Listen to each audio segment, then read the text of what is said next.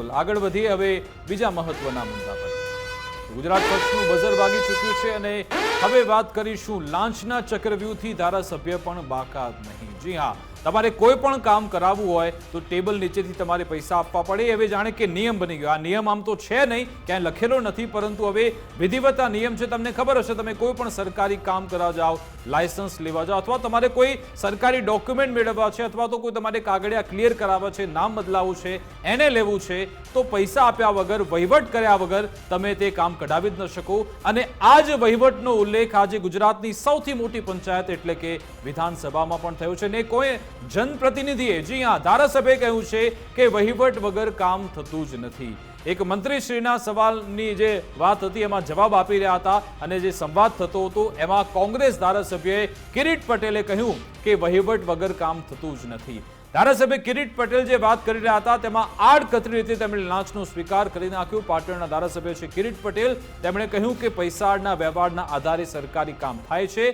તેમણે એમ કહ્યું કે એક એને ફાઇલ માટે 20 જેટલી ક્વેરી કાઢવામાં આવી। કેટલી? 20 ક્વેરી પહેલા કાઢી હતી અને પછી જ્યારે વહીવટ થયો એ બધી જ ક્વેરી સમાપ્ત થઈ ગઈ, બધી ક્વેરી શૂન્ય થઈ ગઈ। એનો મતલબ કે આજની તારીખમાં પણ એ વહીવટ ચાલી રહ્યો છે અને ધારાસભ્ય પોતે પણ એ વહેતી નદીમાં આવી ગયા છે કે વહીવટ વગર આપણે કામ શક્ય નથી। આડકતરી રીતે કિરીટ પટેલે કરપ્શનનો તેમણે સ્વીકાર કર્યો છે કે આવું થાય છે। સૌથી મહત્વની વાત શું છે કે એક જનપ્રતિનિધિ છે, ચૂંટાયેલા જનપ્રતિનિધિ છે, જે સારી રીતે જાણતા હશે। આપણે પૂછીશું હમણાં કિરીટભાઈને પણ કે લાંચ આપવી કે લેવી બંને ગુનો છે અને એમને આપવી પડે લાંચ। એટલે પહેલા તો તમે પરિસ્થિતિ, ગ્રાઉન્ડ રિયાલિટી જુઓ કે એક ધારાસભ્યને લાંચ આપવી પડે। હવે એક સાવ સામાન્ય માણસ જેને પોતાનું કામ કરાવવું છે, તમે વિચારો, એક ચૂંટાયેલો જનપ્રતિનિધિ, એક સામાન્ય માણસ લાંચ વગર પોતાનું કોઈ અગત્યનું કામ હોય તો એ કરાવી શકતો હશે? આ તંત્રની અંદર, જે તંત્રની અંદર, જે સિસ્ટમની અંદર એક ધારાસભ્યએ લાંચ આપવી પડે, એમણે શું કહ્યું એ સાંભળી લઈએ। ભલામણ કરેલી એને માટેની તો એ ફાઇલ શરૂઆતની અંદર એ અરજી ફાઇલ કરી દેવામાં આવી। પછી જ્યારે જે ખેડૂત હતો એ ખેડૂતે નિયમ મુજબનો વ્યવહાર કર્યો એટલે બીજા દિવસે એ ફરીથી એને કરી દેવામાં આવ્યું। આ પાટણની અંદર નહીં, સમગ્ર ગુજરાતની અંદર ચાલે છે અને વ્યવહાર વિના એનેની ફાઇલ કે ખેડૂતોને એન્ટ્રી એ થતી નથી। વ્યવહાર કરવાથી આ બધું થઈ રહ્યું છે એ ચોક્કસ છે અને મીડિયાના માધ્યમથી આજે ખુલ્લે વિધાનસભાની અંદર પણ આ બાબતે મેં રજૂઆત કરી। અંગે વાતચીત કરીશું। અમારી સાથે ફોન લાઈન પર ધારાસભ્ય કિરીટ પટેલ જોડાઈ ગયા છે। કિરીટભાઈ, આપનું ગુજરાત ફર્સ્ટમાં સ્વાગત છે। કિરીટભાઈ, કેમ વિધાનસભામાં આપે કહેવું પડ્યું કે વ્યવહાર વગર તો વહીવટ કર્યા વગર શક્ય જ નથી આ સરકારી કામ કરાવવું? જો આજે મહેસૂલ વિભાગની મહેસૂલ અધિનિયમની અંદર કલમ 125 અને 126ની અંદર સુધારાનું બિલ લાવેલા હતા। આ સુધારાના બિલ બાબતે મેં ઘણી બધી ગૃહની અંદર ચર્ચા કરી અને ચર્ચાની અંદર મેં કહ્યું કે મહેસૂલની અંદર ખાસ કરી અને મહેસૂલની અંદર જે પણ કામો થઈ રહ્યા છે એની અંદર ભ્રષ્ટાચાર સિવાય, પૈસા આપ્યા સિવાય કે વ્યવહાર કર્યા સિવાય કામ થતા નથી। અને મેં એવું પણ કહ્યું કે ગૃહની અંદર જેટલા પણ સભ્યો, બાબુભાઈ પટેલ હતા, બીજે પટેલ, એ જમીનના મોટા ધંધા સાથે સંકળાયેલા છે, એમને પણ કહ્યું કે બાબુલાલ, જો તમે હું ખોટી વાત કરતો હોય તો તમે મને કહો કે કોઈ પણ તમે ફાઇલ મૂકો છો એ મોટી સિટીની અંદર કોર્ટ કે ગામડાની અંદર ચોરસ મીટર ઉપર એનો ભાવ વધેલો હોય છે।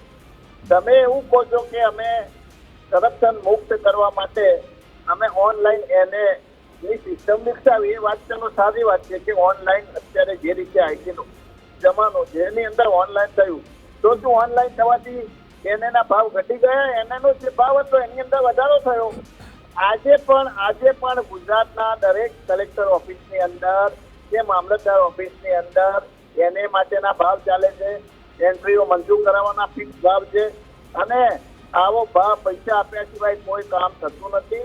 અને કિરીટભાઈ, જ્યારે આ વિધાનસભામાં ચર્ચા ચાલતી હતી ત્યારે હું પણ ત્યાં હાજર હતો ને, તમે ભાઈ બાબુભાઈને કીધું, બાબુભાઈ મીટરનો શું ભાવ ચાલે છે તમને પણ ખબર છે, મને પણ ખબર છે, તો તમને ખબર છે તો તમે કેમ લાંચ આપી? તમારે એ બાબતે ત્યારે સવાલ ઉઠાવવો જોઈતો હતો, કેમ તમે વ્યવહાર કરીને 20 ક્વેરી તમે હટાવી દીધી? અરે મેં એવું કહ્યું હતું કે મેં લાંચ આપી નથી ને હું કોઈ દિવસ કોઈની લાંચ આપતો પણ નથી, સમજી લેજો. અચ્છા. મેં એક વ્યક્તિની ભલા મેં એવું કહ્યું કે મેં એક વ્યક્તિની એનેની એક ખેડૂતની એનેની તમારા પાર્ટનરની? ના, મારો કોઈ પાર્ટનર જ નથી. અચ્છા. બરાબર. એક સામાન્ય ખેડૂત હતો, એને મને કહેલું કે સાહેબ મારી જમીન એને કરવા માટે મૂકેલી છે, તો મેં ભલામણ કરેલી, તો એ ભલામણ એની ફાઇલ ના મંજૂર કરી અને એની ફાઇલ તેની સાથે એની ફાઇલ એની અરજી ફાઇલ કરી દેવામાં આવી એની અરજી. પછી એને એજન્ટ થ્રુ જે વ્યવહાર ચાલતો તે વ્યવહાર કર્યો, તો બીજા મહિને એની જ ફાઇલ, એનો જ સર્વે નંબર, તો એને કોઈ પણ પ્રકારની ક્વેરી એ પૂરી કર્યા સિવાય તરત જ એની ફાઇલ એને થઈ જાય, તો કઈ રીતે થઈ? અને બીજી કિરીટભાઈ શરમજનક વસ્તુ એ જોવા મળી, જ્યારે તમે આ સવાલ ઉઠાવ્યો હતો ત્યારે હાસ્યનું મોજું ફરી વળ્યું હતું, એટલે બધાએ જાણે કે સ્વીકારી લીધું હતું કે ભાઈ આવી તમારે લાંચ વહીવટ તો આપવો જ પડે. ના, બધા જાણે છે. મેં કહ્યું કે તમારી અંદર સામે બેઠેલા મોટા ભાગના લોકો એ જમીનોના ધંધા કરે છે. ધારાસભ્યો, ભારતીય જનતા પાર્ટીના ધારાસભ્યો જ્યારે અમે બેસતા હોય ત્યારે ઓફ ટેબલ હોય કે ઓફ મીડિયાની અંદર મીડિયા સમક્ષ ના હોય, ત્યારે નિખાલસ જ્યારે ચર્ચા થતી હોય ત્યારે બધા કહે છે કે વ્યવહાર સિવાય કંઈ થતું નથી. અને સમગ્ર ગુજરાતની અંદર તમે એક પણ વ્યક્તિ બિલ્ડર તમે શોધી લાવો એવું કે મેં મારું જે ખેતીનું કામ કરાયું, ખેડૂતની એન્ટ્રીનું કામ કરાયું, એનેનું કામ કરાયું, ફેરફાર નોંધ કરી, એ વારસાઈ કરાવી, એ એક પણ રૂપિયા સિવાય કરાવી, એક પણ બિલ્ડર એવું શોધી લાવો તો હું એને નામ આપીશ. અચ્છા, તમે આ લાંચ આપવામાં કઈ ઇન્વોલ્વ નતા ને? અમારે જાણવું હતું કે ધારાસભ્ય તરીકે જો તમે લાંચ આપ્યો તો યોગ્ય નથી. મેં જિંદગીમાં કોઈને લાંચ આપી નથી, કોઈને આપવાનું પણ નથી. લડી લઉં છું, કામ ના થાય તો ગમે તે રીતે દાદાગીરીથી અથવા કોર્ટમાં જઈને અમે કામ કરાવીએ છીએ. પણ કિરીટભાઈ, આ ભ્રષ્ટાચારનો મુદ્દો છે, લાંચ રૂશ્વતનો મુદ્દો છે, આ બધા મુદ્દા વિધાનસભામાં જે મજબૂતાઈથી ઉઠાવવા જોઈએ કોંગ્રેસ ઉઠાવી ના શકી.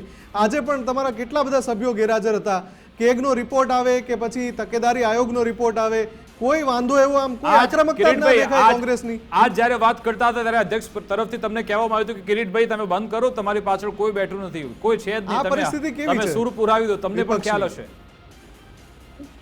જુઓ, કોંગ્રેસના સભ્યો તમે કહ્યું કે હાજર હતા. નિયમ એવો છે કે કોઈ પણ સભ્ય બોલ્યો હોય અને મંત્રી એનો જવાબ આપે એટલે બધા સભ્યો હાજર હોય છે. અને મારો જયારે જવાબ આપતા હતા એટલે હું અને શૈલેષભાઈ અને અમિતભાઈ હાજર હતા, અમે બંને હાજર હતા.